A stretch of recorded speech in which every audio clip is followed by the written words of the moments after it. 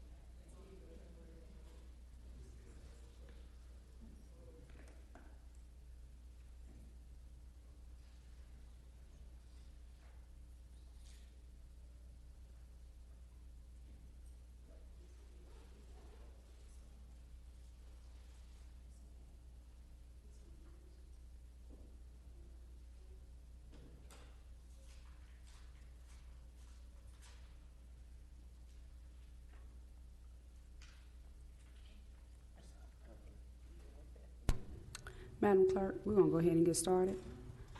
Call the meeting to order for the members of the Community Affairs Committee. Today is June 15, 2022. I'd like to introduce my colleagues, starting to my far left. Thank you, Madam Chair. Kristen Jones, District 16. Thank you, Madam Chair. Councilor Dan Boots, District 3, Lawrence, Washington Townships. Thank you, Madam Chair. Zach Adamson, District 17, the near north, near east, and near southeast side of downtown. And I am Councilor Keisha Jackson, Chairwoman and Councilor for District 14 of Lawrence and Warren Townships, representing the far east side of Indianapolis. And we also have another colleague that just stepped in. If you can introduce yourself, please. Thanks, Madam Chair, and thanks everyone for understanding my tardy. Keith Graves, Indianapolis City Council, District 13, and Eastside Community. First up on the agenda, we will be presenting tonight the Indianapolis Commission on African American Males report by Chairman Marshawn Raleigh and Vice Chairman Kenneth Allen. Before they come up, I do want to recognize those who helped make the commission. The Honorable Councilor Maggie Lewis, who couldn't be with us tonight. Also Councilor Graves and myself, Chairwoman Jackson, and any others that I'm missing. I'm sure Marshawn Raleigh will talk about that, as well as his colleagues. Ms. Yates, thank you for being here tonight. No introduce themselves, but thank you. We're honored to have you. The floor is yours. Thank you. Thank you, Chairwoman Jackson. We very much appreciate the opportunity to be here, and we're privileged to be before this committee. As was stated earlier, my name is Marshawn Wally, and I serve as chair of the Indianapolis Commission on African American Males. I have with me Deandra Dykes, our secretary of the commission, and you'll hear from her a little bit later. It has been quite a journey for us to get to this moment, and I'd like to thank, again, Majority Leader Maggie Lewis, and for putting forth Proposal 199, and for President Vop Osili for hearing it in his Public Policy Committee. Majority Leader Lewis worked with us to develop the commission, and we hope that we're making not only her but the community proud. I'd also like to thank Chairwoman Jackson for her leadership during the process and for helping us establish the commission. She was a very vocal advocate throughout the process, and we very much appreciate the opportunity to be in her committee. And I would be remiss if I didn't recognize the work of Councilor Graves attending the commission and being a part of this effort. Slide 2. We have a remarkable collection of individuals that are committed to this particular initiative, and I would just like to name them so that they could be recognized publicly. We have Dr. Brianka Merritt, Mayat Lands, Deputy Chief Kendall Adams, Tammy Butler, Honorable Representative Greg Porter, Judge Jeffrey Gaither, Councilor Keith Graves, Councilor Brian Mowry, Deputy Mayor Judith Thomas, John Grice, IPS Commissioner Kenneth Allen, Deandra Dykes, and Pastor Ronald Covington. They've been amazingly flexible and patient as we moved through this kind of uncharted territory. The Indianapolis Commission on African American Males was actually, I'm told, founded before the Indiana social status of black males. It was under Mayor Goldsmith's administration back in 1992. It was initially conceived as a policy and research kind of entity, and I believe we are going back to those roots. The community, we did have a period of dormancy, and it was very important that the community, including the African American Coalition of Indianapolis, step forward to advocate for the restoration, and we very much appreciate that the council, through ordinance number 36 in 2020, established or reconstituted the commission. Our goal or our purpose is to conduct a systemic local study of the conditions of black males and develop strategies to address issues that are raised in that analysis. The mission of the organization is to bring into focus the challenges and possibilities of black males in Indianapolis. Our vision is to use both scientific rigor and community insights for the advancement of black males and the black family in Indianapolis. Later on, you'll hear us reference the role of black women and girls and the importance of black women and girls in the work that we do. We believe that's very important as we think about the role of black males in Indianapolis in relation to black families. One of the first things we did was work to do some benchmarking. We were able to, we're grateful to Deputy Mayor Judith Thomas for helping us get an intern, Montgomery Odell, who did some benchmarking of not only commissions on African American males in Indiana, but also My Brother's Keeper organizations. And what she found was that generally these organizations focused on adolescent black males. There was usually the leveraging of education as an intervention, literacy, tutoring, things of that nature, formalized mentoring relationships or mentorships, and then community engagement was usually integrated in all of their programs. There was also a focus on family units, and we thought that those were all important things. We believe that there are a number of organizations doing this kind of work already, and so when we are defining success, we are standing in the gap of a policy organization focused on black males and black families. Later on, we think that the policy orientation presents the opportunity for us to identify not only problems, but focus on solutions. And later on, we'll talk about some of the proposed solutions, both at a programmatic level, but also at a policy level that we think can be implemented. One of the most important things we felt was to look at data and understand data. And one of the things that jumps out on the next chart, go ahead, was to recognize what's happening with homicides. 4 times in the last 6 years, over 100 black males have been murdered in the city. And then 3 times in those 6 years, black males died at a rate of 5 to 1 relative to white males. Now, certainly I don't want more white males dying, but that level of homicide and death and really murder happening in our community has been really at the community level discussed as genocide. And so giving deference to the technical elements of that term, this is a real problem that we have to be concerned about. And I think when we're thinking about the commission's work, I don't know that this will ever leave our our view as something that we need to be working on and thinking about. The other thing that I would raise on here is black women. We're very concerned about black women, and my colleague here will talk a little bit later about what we're seeing in that space. But on this chart, what you're seeing is that in some years, black women are dying at similar rates to white men. And generally in the literature on homicides, it's men that are murdered. And so this is another disturbing trend that we're seeing in the city, and we wanted to make sure that we highlighted that. The next slide, generally in the community conversations, particularly around funding, there's a focus on youth, and there's a lot of conversations on youth. We don't believe that that should stop. We think that that is a very important conversation that we need to have about interventions to work with opportunity youth. But we also note that when we're looking at victims of homicides, that they are in the age range of late 20s, early 30s. And though that range is also consistent with folks who are perpetrators, that are known perpetrators.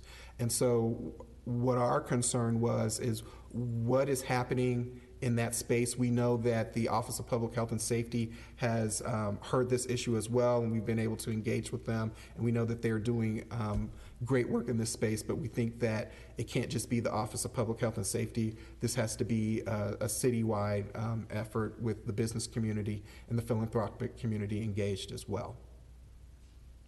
And at this point, what I'd like to do is turn it over to my colleague to talk about what she's seeing in homicides and the work that she does with Black women. Good evening, everyone. Thank you for having us again and allowing us to share in your space with this presentation. I'll be brief, but I wanted to just tap in and talk about some of the work that I have seen and some of the engagement that I have had with families not only impacted by homicides, but impacted by non-fatal shootings. In April 5th of this year, I took the role as Program Director of Non-Fatal Shootings with Victim Services here with IMPD, and every single day in my work, every single week, I am outreaching a woman who has been shot and oftentimes critically wounded. As we know, very recently in our city, there was a shooting that involved not only the woman of 19 years old being the perpetrator, but 5 other women who were shot and wounded. And so every day we're seeing this, every week we're seeing this in our work. And through my work with Purpose for My Pain, I'm also outreaching every day women who are being impacted by homicides, but whether it be their child, their loved one, their sister, their brother. Women in our city are being impacted by gun violence at an alarming rate. As we can see here on the chart, Purpose for My Pain received a grant this year in January, and our focus with that grant was to work with women ages 18 to 35 in a mentoring program that we call Diamonds with a Purpose. And a lot of that came from how we were seeing women having their lives altered or taken due to the rising gun violence rate in our city. Across the country, we have seen domestic violence death increase at 110% across the country in the last 2 years with COVID. So as we work with Black males, it is imperative that we don't forget the impact of what they do on the women. And a lot of times we're seeing the women mimicking what the men are doing. It's pretty incredible how we're seeing women actually not just mimicking, but the ramifications of what they're mimicking and how it's impacting their lives and making quick decisions. So very excited to see this work of supporting the Black males, because it will have a great impact on the work and the outcomes of the things that are impacting Black women in our city. Thank you, Commissioner Dykes. And as we round up our conversation on community violence, one of the things, it's one thing to look at data and numbers, but then there's another thing to understand the people behind the numbers and to see what's happening at the community level. When we think of non-fatal shootings, we think about trauma and trauma that's happening at the neighborhood level. We see that it is steadily increasing. We see that, we know, looking at the data, that Black males are disproportionately the victims of non-fatal shootings. And we're thinking about it from the perspective of someone in the community heard a gunshot and that maybe someone was hurt. The family member was, the family member of the person that was shot is concerned not only about the victim, but what the implications might be for the family. There's also friends, and then there's just folks that are in the community who are now in a situation where if it's in their neighborhood or even if it's in places that they frequent, violence has occurred. And so this is something that we think has an impact on mental health, and is part of the reason why when we think about community violence, from our perspective, we thought it was important to dig deeper. And while there are a number of different things that we could look at We'll talk about why we landed on mental health a little bit later. But first, some observations. Looking at the community violence data, obviously gun violence is the predominant method of murders in Marion County. We raised the issue of the victim's age as something where we want to see a refocusing on both government, philanthropic, and the business community interventions for ages 25 to around 34. We also raised the issue of Black women dying at rates similar to white men, and that is disturbing. And then finally, we recognize that there just needs to be a better understanding of the causes that lead to murders in non-fatal shootings. And we think that that might be work that we would pursue later on down the road. Obviously, there's community violence, but then what we like to think about is what are all the contributing factors. We had a lot of conversations about the different contributing factors, and we'll talk about a little bit those. But one of the main reasons why we focused on mental health came from a survey from the African American Coalition's Black Agenda, which identified mental health as a top issue. And that's what this slide points out. And so we took our lead from that to kind of dive into mental health. We did look at, next slide, we did talk about drug overdoses. We did talk about gun violence intervention. We actually had a presentation on GVI, or gun violence intervention. We talked about the education system. We also had a conversation, we thought it was important to talk about the negative stereotypes that are predominant in the way that Black males are portrayed in the city.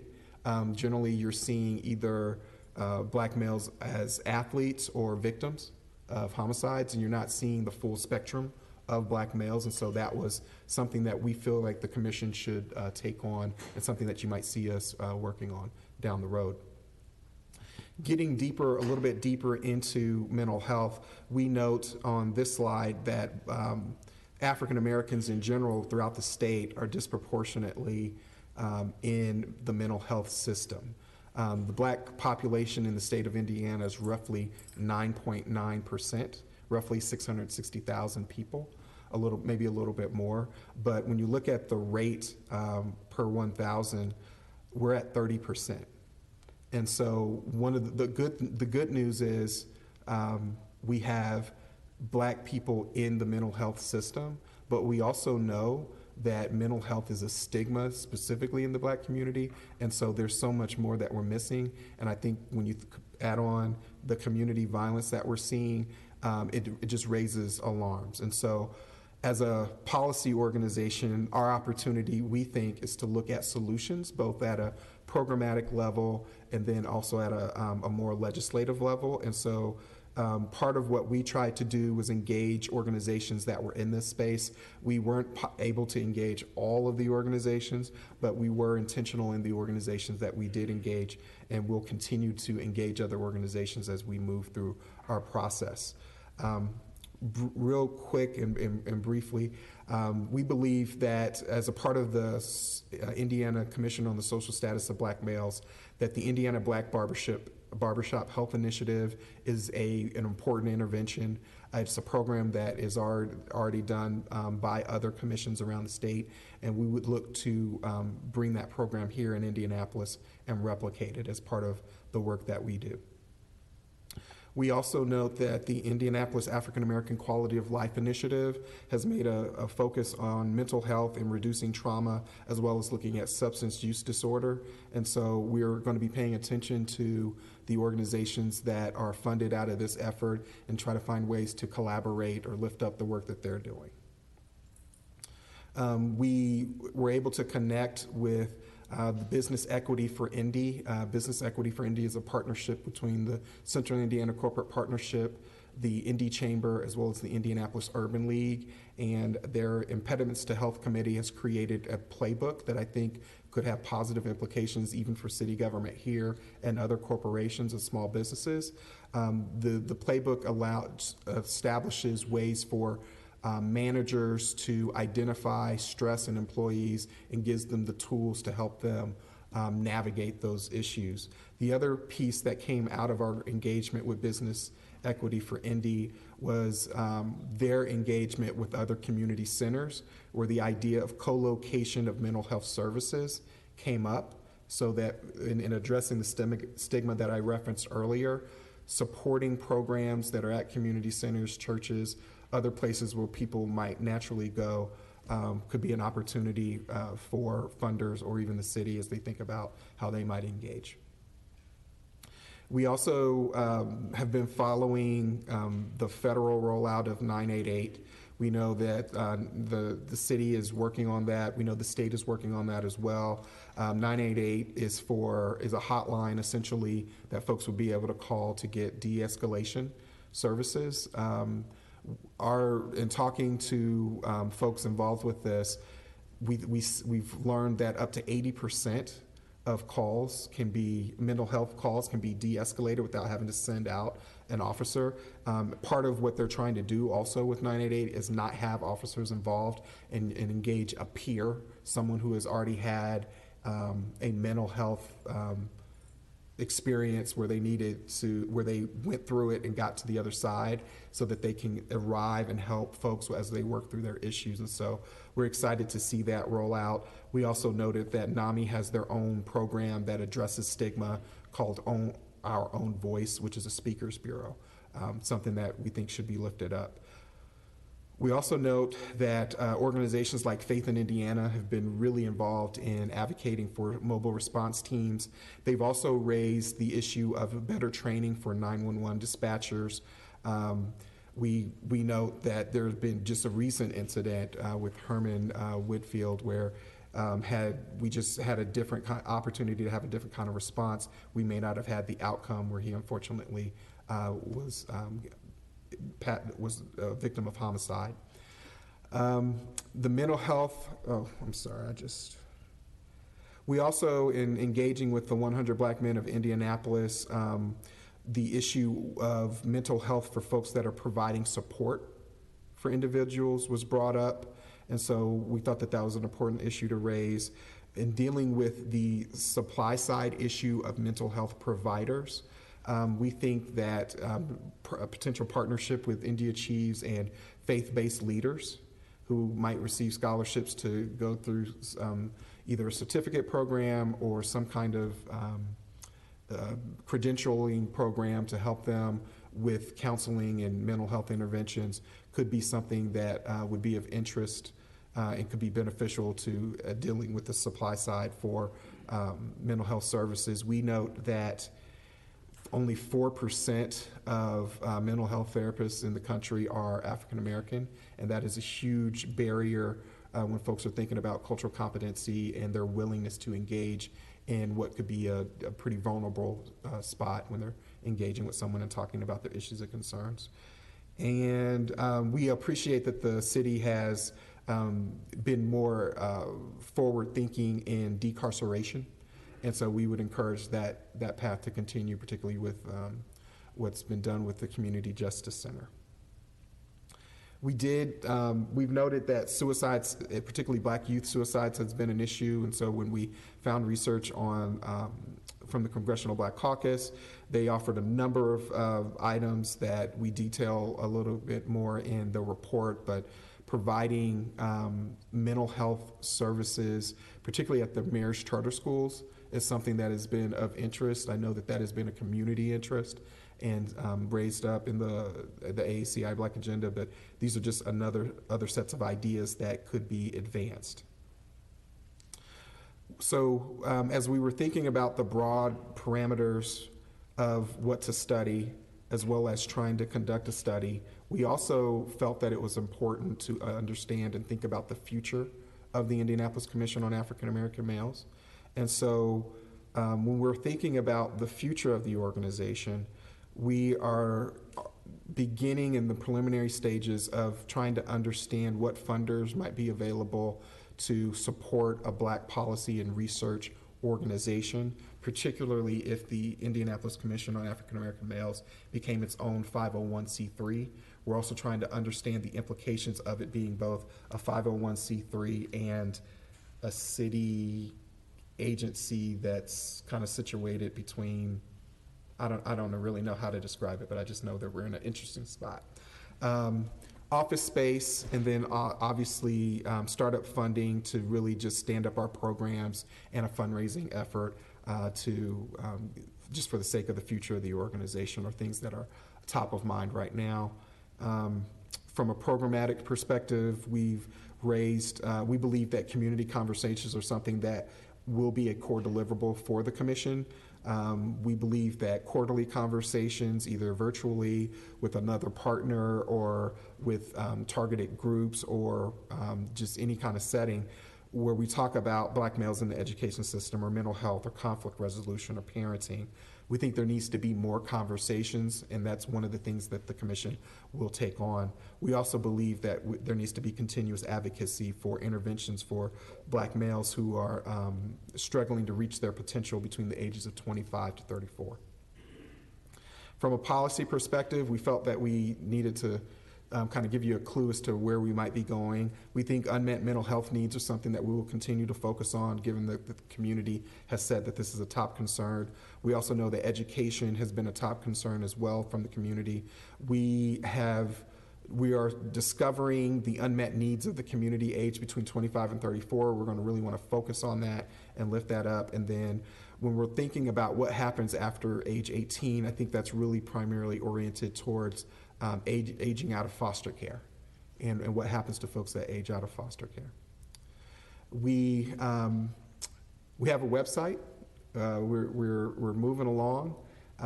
We also will be providing a written document to the council probably early next week. It is in production right now, so that we can make it presentable to this commission. With that, that is my report. Wow, thank you so much, Chairman Wally, to you and your fellow commissioners. We do have a commissioner did come in, maybe one or two, if you guys want to acknowledge yourself or be recognized. I know State Representative Greg Porter's here. Are you on the commission, sir? I don't know you, but if you want to stand and come to the mic. Judge Gaither. Oh, yes. Hey, Judge Gaither. I didn't recognize you. Yes, sir. Commissioner Gaither, Judge Gaither is here. Is anybody else from the commission here? Oh, stand up and be recognized. Yeah, Deputy Mayor. Oh, I don't have, let me put my glasses on. Now, look, Terry, I'm not being funny. How you doing? Hey, everybody. Anybody else that I'm missing? Thank you, commissioners, for all your hard work. My colleagues, do you have questions? Councilor Boots. Thank you, Madam Chair, and thank you, Mr. Wally, for the presentation. This very meaningful, and this is packed full of issues and questions that I'll take some offline with you. But one thing that piqued my curiosity is, and I've heard this from various groups throughout the last couple of years, is the dire need for more health care or mental health care providers. That we literally do not have enough licensed professional healthcare providers to fill the current staffing needs that we have. So anything we can do to help push that objective, please let us know, because I know that's a dire need across many fronts. Also a question on the, and I'm looking here on slide 18, the NAMI 988 hotline. Yes. That's going live here in a couple weeks, is it not? I believe so. July 16th. And do you, and maybe you're not the direct person responsible for this, I'm sure you're probably not, but who's, to your knowledge, staffing the local 988 folks? I've heard it's already, the soft rollout has already been plagued by total phone bank overload and not enough staffing, and a lot of the numbers or calls are going unanswered. Are we doing anything to try to mitigate that potential and make sure when it goes live that we are ready for it? So I am familiar with the state's engagement on that, and I know that one of the policy concerns that's come out of that conversation is developing a funding source to fully roll out the program. And so when we submit this report to the Indiana Commission on the Social Status of Black Males, I think one of the conversations we'll have is whether or not that state commission would support funding to deal with the issue that you have just identified. But as far as locally, I do not have the answer to that, the question of who's running it. We don't have that yet. I just got appointed as of yesterday to Eskenazi's Mental Health Advisory Board, and that's something I want to talk to President Overly about. Okay. That was one of our concerns that we addressed today. So they do know there's some kinks in the system, and we're trying to get together as a partner. I offered the city council, the city, to be a partner on that, even though it's a state rollout, because it's going to funnel down to a local level. And I think it's going to take all of us to make that an effective rollout. I would agree. Thank you. And if I may, a final question, Madam Chair? Yes, you may, Council Brooks. Yeah. On the question of funding, as I understand, the commission is not yet a 501c3, is that correct? That is correct. I would assume your mission statement would fall pretty squarely within the parameters of the city and the council's Elevate Crime Reduction grant program. And I would just encourage you to apply liberally for that program. There are various and even drilling down further to the various districts. I've had instances, for example, in the last couple of rounds where I had no applicants in my district. So you could maybe collaborate with your brother commander up on the north side, whom I exchanged messages with today, coincidentally. I'd be happy to support where and when I can, because I know this issue is so systemic that it reaches every part of our county, and I'm here to do what hopefully the council, to support you every step of the way. We appreciate that. Thank you. Thank you, Madam Chair. You're welcome, Councilman. Mr. VP? Thank you, Madam Chair. Thanks for your presentation. There was a lot of really great information there. I don't envy you as you sort of piece together all this data to determine the best path forward on these solutions. I know we've talked about a lot of these things in this body, I know, and the legislature has for a while, and community organizations for years, about a lot of this stuff we all sort of anecdotally knew already. And it's good to see it all in one place so we can address this together. I hope that going forward we're able to really come to the table with some concrete things that can really move the needle on this, because these numbers are startling and sad to witness. So I'm hopeful that we can come up with some really good action items out of this that will move the needle. Definitely. Thanks. Yes, Councilor Graves. Thanks, Madam Chair.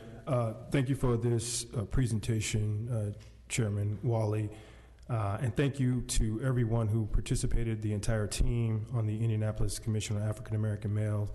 I wanted to be a part of this from Madam Leader's initial conversation on making this possible. And it's because this is me. This is who I am. This is the community that I serve. This is me. And I understand how important it is that you uplift the black man. Why? Because when you uplift the black man, you uplift the black family. And when you uplift the black family, you uplift the city of Indianapolis. We have to focus on the solutions that were presented today. Our city must answer this call.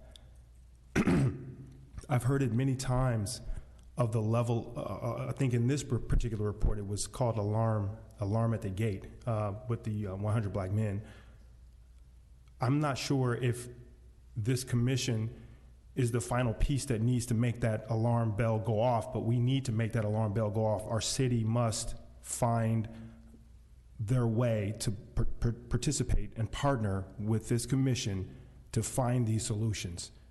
We have a responsibility from this body. We have a responsibility from our city and our executive side as well. We have to alarm. We've got the people on this committee that are some of our more important people in our city. They've seen how important this is. They've seen the challenges.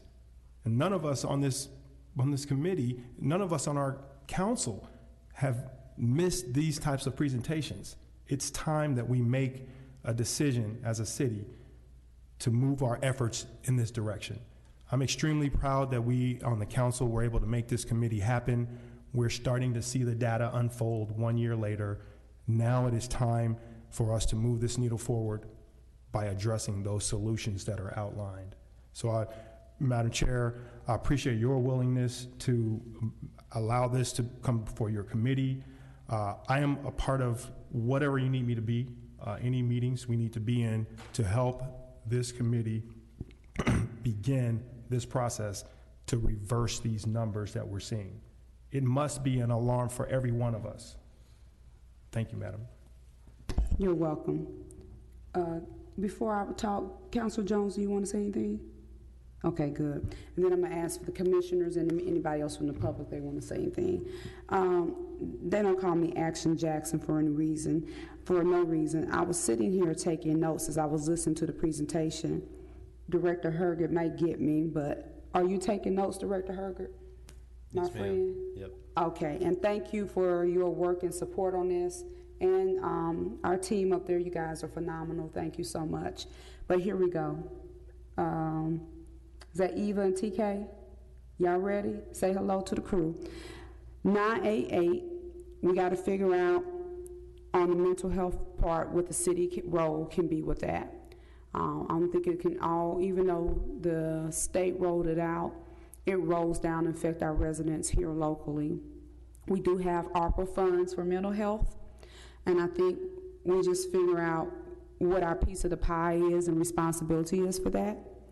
I have just in my email today, I put a call out to, like I said, President Overly at Eskenazi of the Mental Health Advisory Board, and she responded in an email immediately today. I'm going to set up a meeting. Director Hergert, Commissioner Raleigh, would love for you to sit in that meeting. She might want to do an initial meeting on my thoughts, but maybe we could do a follow-up meeting. That's my first recommendation. Number two, on number one, in addition to that, once we figure out some logistics, ways to roll out, getting the word out, because in my meeting today with the board, I asked them, how do we educate the residents and the folks about this new way of system to connect people? And they're working on that. They have various groups. NAMI is one other people, but there's no systematic way. I think grassroots, a lot of people do still trust faith-based in the churches. I know Councilor Graves and I are working with the Indianapolis. There's all kinds of churches doing faith-based, doing a lot of work. But we're working with, I helped organize a group of churches, and several of them, called the Indianapolis Urban Pastors Coalition. And they're from all over the city, and they're doing grassroots level work. Why I brought up this particular group is because they're focused on mental health.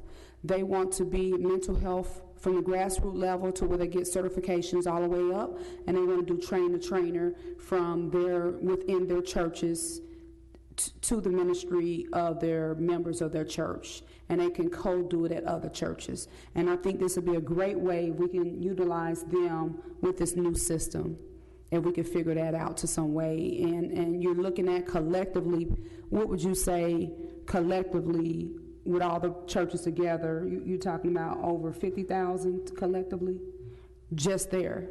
So that's a good start. Just a thought. We can do this with other organizations of faith-based, but this is just one that I personally work with that I help put together. Thirdly, thinking about the Black policy and research that you talked about, Chairman Wiley, you said you'd like to see that 501c3 component attached to maybe a city agency role. I have an idea. We did this with the Food Council. So originally Food Council was a collective of volunteers of agencies, and then Mr. VP originally was one on that, but then together it came and formed, and then with Malele Kennedy, myself, we got together and actually made it into a coalition and actually formed it more into what it is now. So it wouldn't be a silo, it'd be all come together and have some funding, some solid support from the city of Indianapolis. I don't see why we can't do the same with this. This is important. You heard the passion from Council Graves. I have the same passion. I won't reiterate because I think I'll start crying if I talk about my passion.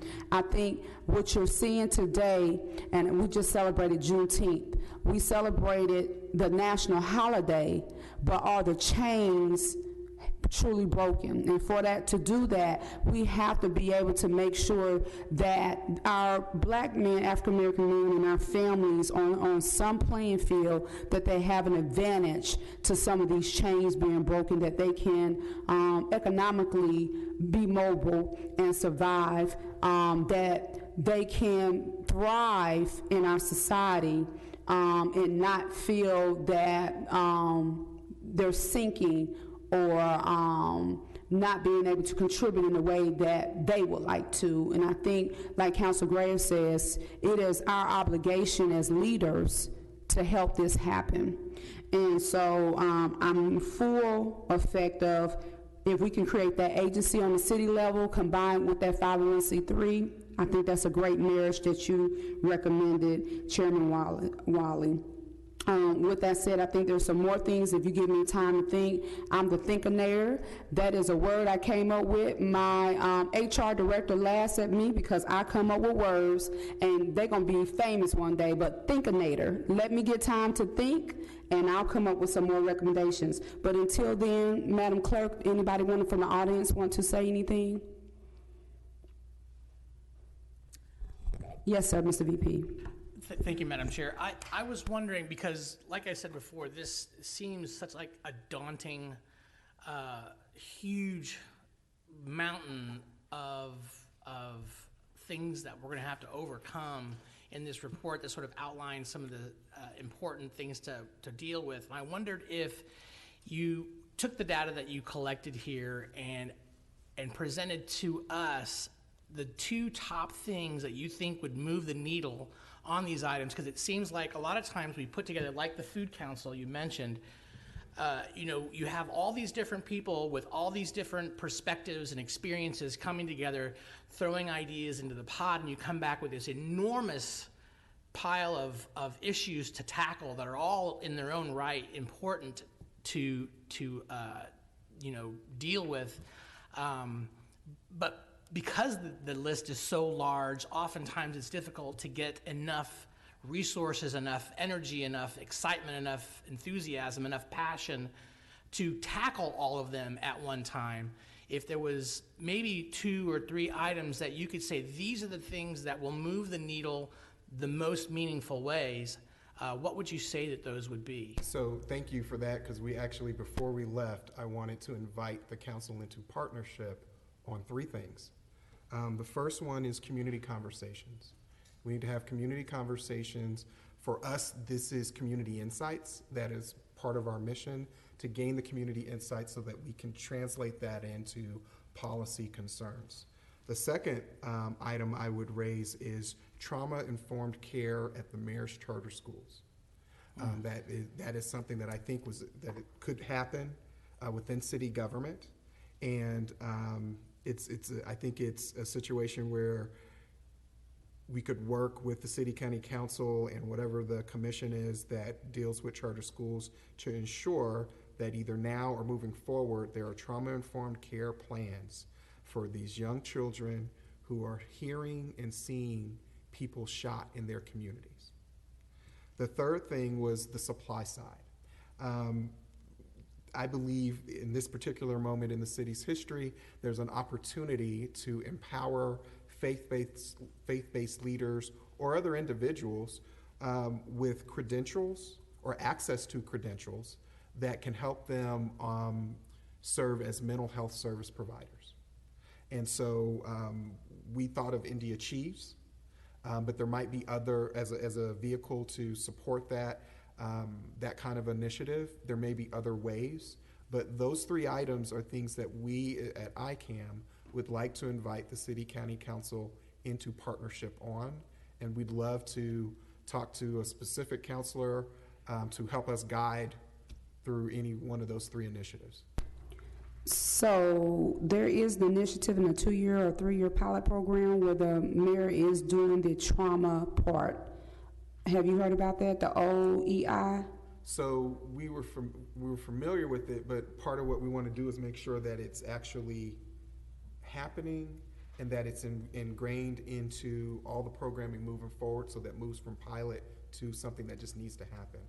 When you're looking at the non-fatal shooting numbers, that's just something, I don't think those numbers are going to go away anytime soon. And so my hope is that we can make that pilot permanent.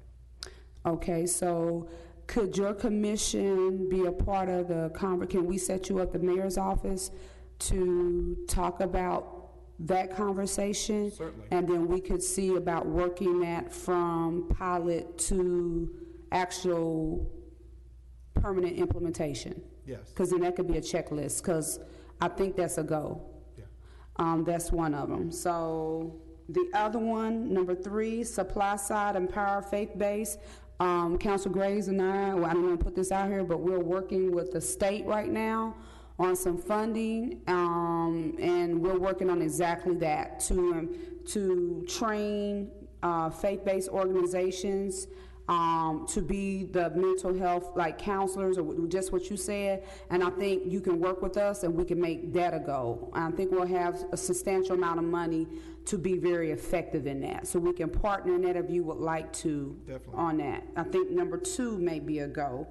I think we can make number 1, community conversations, a go, to turn those into policies over a year, a calendar year. From we can make it, put a timeline together and start them effective 2023, or we can start them effective.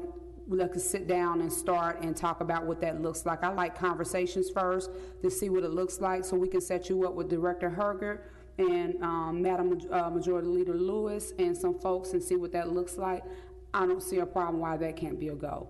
So can you give me 2 more things? Because I think 1, 2, and 3 are already a go. So with that, I'd want to refer to my colleagues here. I know that there's concerns about domestic violence. Okay. We wouldn't want to fail to take action on that. DeAndre, I don't know if you had. I would suggest, we had talked about in our last commission meeting about having a focus on substance abuse and overdose and amongst African American men in the city of Indianapolis. So seeing how we could work on either it could be a part of a community conversation or identifying organizations that we can work with that work in that space. And also another topic that we focused on is just actually what programs are in place for that age group, 24 to 35. We couldn't identify any in our meetings, and so it's very important that we come together and see if we can highlight some organizations that are working with that age group, or what can we come up to create organizations that focus on that age group, because as the data shows, those are the perpetrators as well as the victims. Very good. Now you gave me something to work with. Let's see if we can partner with Dr. Kane and the Marion County Public Health Department on number 4 for domestic violence and the Substance Abuse Department. Then we can pull our OPH, Office of Public Health and Safety, together on the first part. Number 5, what programs are in place for 18 to 36, 38? I've been thinking about, like we did the food compass, right? With the mayor did that. I think it'd be very advantageous if we come up with a compass, like a app. I think we can do that for. I think he did that app for. Was it 100,000 or 200,000? Do you know, Director? Or was it 100? Yeah, I think there were 2 different appropriations. I think one was for 100, and maybe there was some seed funding as well. I think we can do that app. I really think that when people can, if the actual person in need doesn't have a phone, I think we as providers, I work in this field, so I'm very passionate about this. I work with this age group. every day. That's what I do for a living, for my full-time job. I'm a CEO for a not-for-profit in a grassroots community in the heart of where these issues are. I think if we had an app at our hand, I can look up Deandra, what is it? Purpose of My Pain or Silent No More or any of these organizations. Who does what? Like we do the food compass. When people come to our organization and my food pantry is out or low, we pull up the mayors that he created, his organization, we pull up that compass app and we can tell them if there's a soup kitchen, if there's a food pantry, if there's a hot meal, and how close it is, right there at the palm of our hands. I think we should be able to do the same thing with these services. Mayor Joe Hawk said, if you're listening, you gave us a great idea that I think if we can come up with $200,000, we could do the same thing to help people. There are resources and organizations that are doing the work. I think we need to be able to make it available to connect them to these resources, and that's my recommendation on that. I done came up with recommendations for 4 and 5. We'll leave it off the chart if y'all got some more, but I'm blowing you out the water. You done gave me 5, and I'm giving you recommendations for all 5. Anybody in the audience want to speak tonight? The floor is yours, Madam Clerk, if you want to give them the rules, please.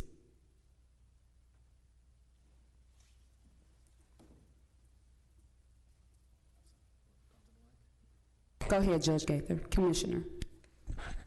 I certainly didn't come here today, and thank you for this opportunity. I didn't come here today to speak. I came here today in support. But as I sit here, youth has always been part of my passion and my time spent on the commission. I am in full support of our efforts, but I just want to say that as wherever we go in the future and however this journey takes us, we have to also keep in mind and just an eye on the youth, because we have to focus on a problem before it becomes a crisis. So I just add that I just leave it where the goats can get it. We appreciate you, Judge Gaither, and always it's an honor to be in your presence. Representative Porter, I know you want to say something. Come on up and bless us with your honor and your presence here today. And Deputy Mayor Judith Thomas, we'd like you to say some words too. Thank you, Madam Chair, and members of the committee. The 5 recommendations that you came up with are very crucial to where we are as a commission. I think one thing that we want to continue to pivot to is back to opioid addiction and opioid crisis that we had.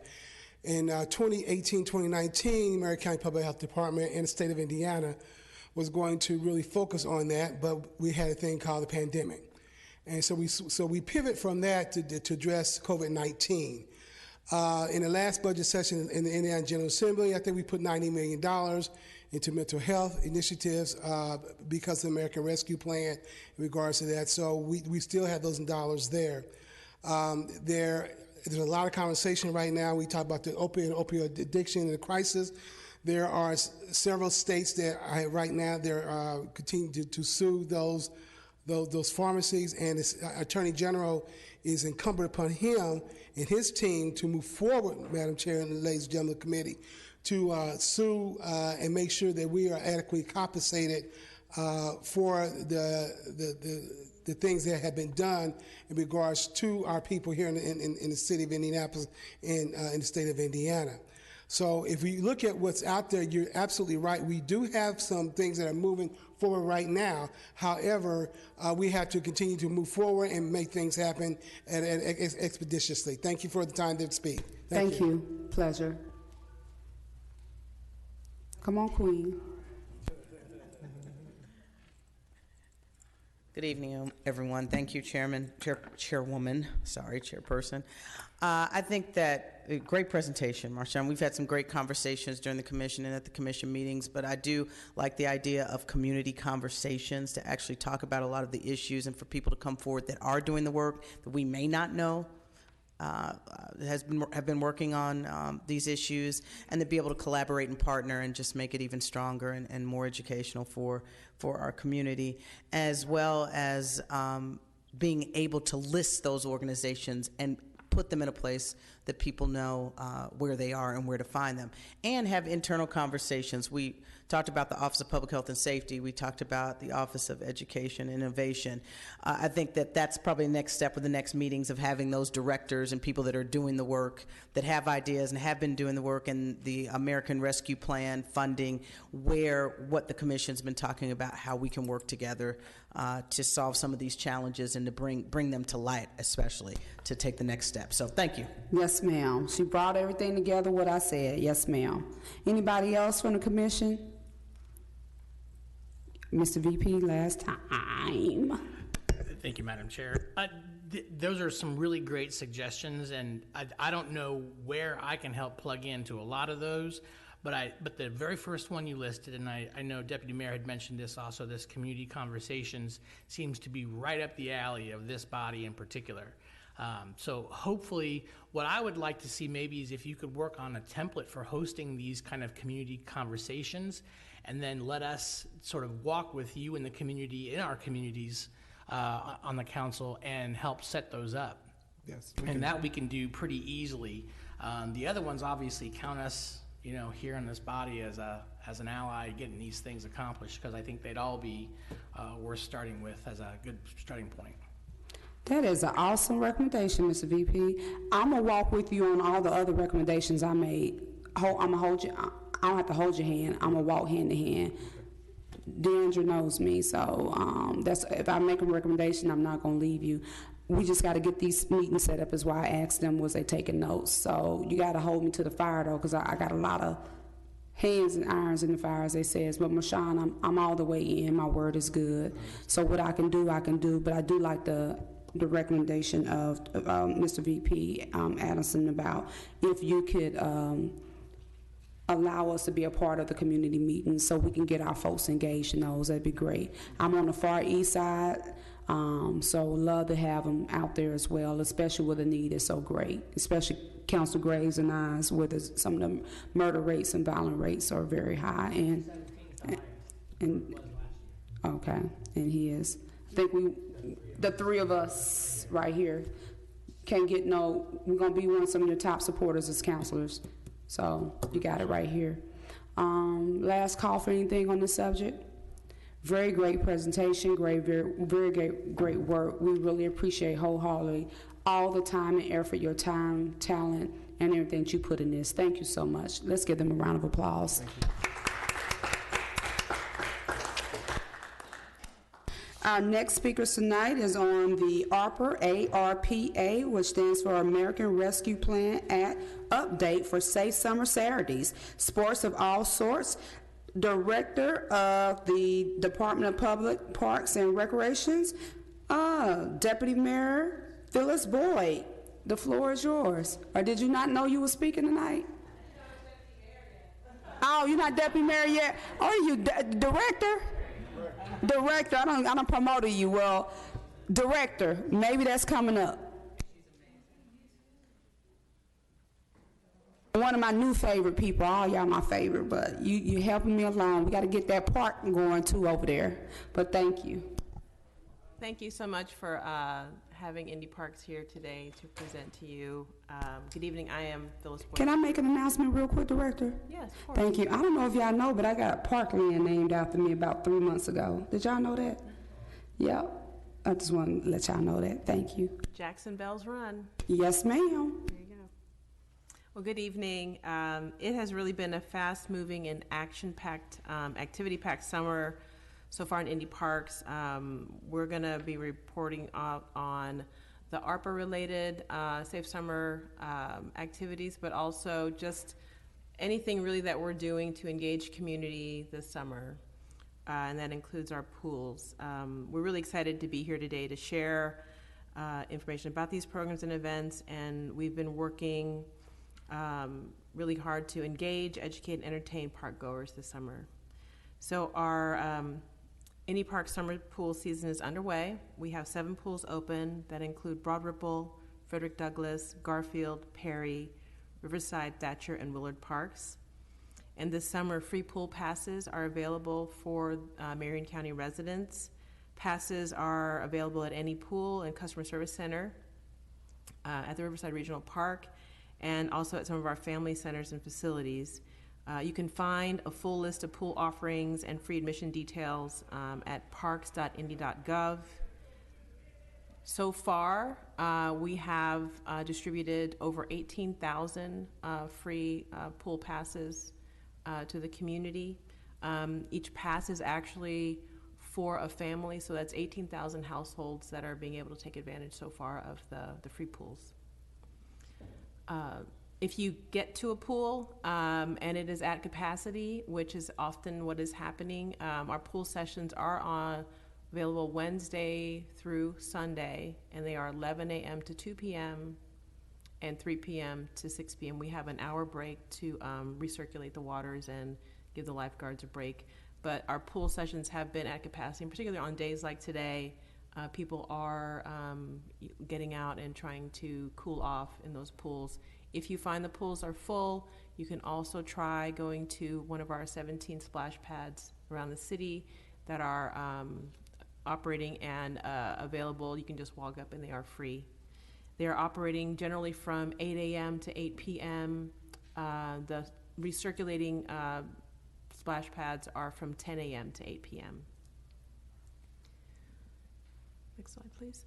So in partnership with the Office of Public Health and Safety, and this is being supported by ARPA funding, we're really thrilled to work with them to offer safe summer events on Friday evenings at 3 of our parks, Garfield Park, Riverside Park, from 7 to 10 p.m. on Fridays, and then Washington Park from 8 to 11 p.m. There's a different theme each week. OPHS folks are running that program and providing activities for youth, and they're offering free music and food and all kinds of activities. In addition to the Friday activities, we are at Indy Parks offering our Safe Saturday offering is at Riverside Park every Saturday from 6 to 8 p.m. It's a free program to introduce youth to alternative sports. It's called Sports of All Sorts. Our youth are pretty familiar with basketball and football, baseball, but this gives them an opportunity to try out lacrosse and archery, snorkeling, cycling, and track and field. Participation is free. It's for 9 to 17-year-olds.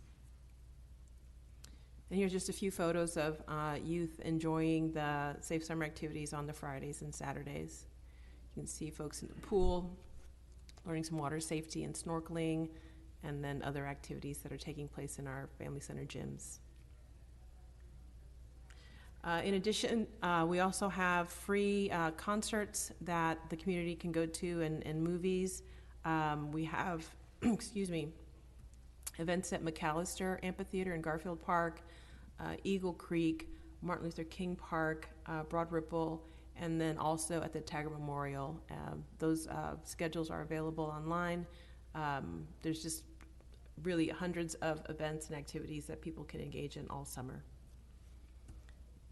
And that's basically the rundown of what we've got going on. Are there any questions?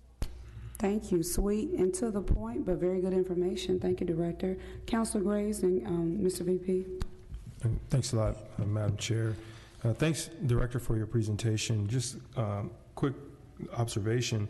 Sure. I noticed that there are just dozens of opportunities for our communities across the city to enjoy entertainment, splash pads, and swimming pools made available through you.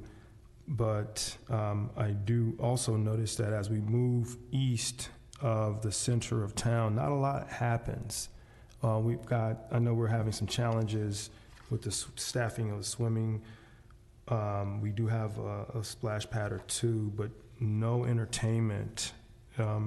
What do we have to do to get some of that entertainment, whether it's movies or music, on the east side of one of our wonderful parks out there?